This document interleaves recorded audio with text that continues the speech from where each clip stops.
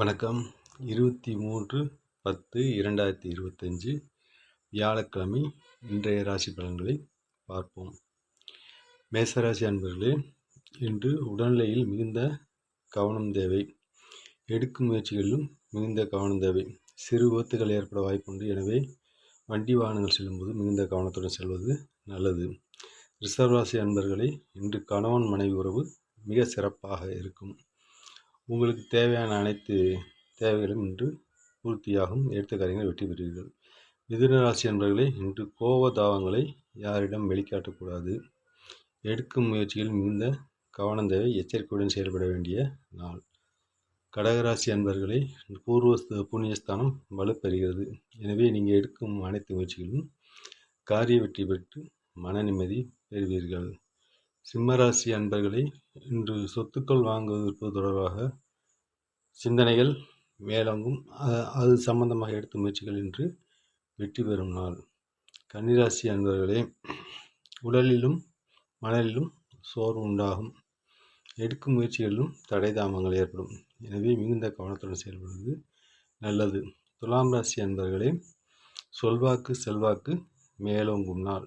நீங்கள் எடுக்கும் அனைத்து முயற்சிகளிலும் இன்று காரிய வெற்றி பெற்று நிம்மதி அடைவீர்கள். தனவரவு உண்டு.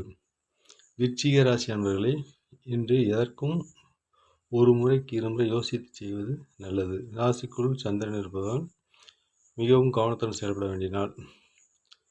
உடல் சோர்வு மனச்சோர்வு ஏற்படலாம்.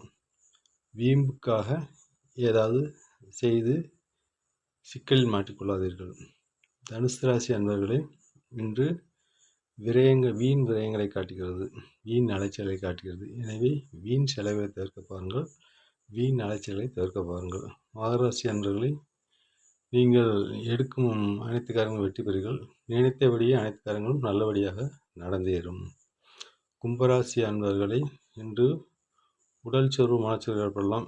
பேச்சில் கவனம் தேவை.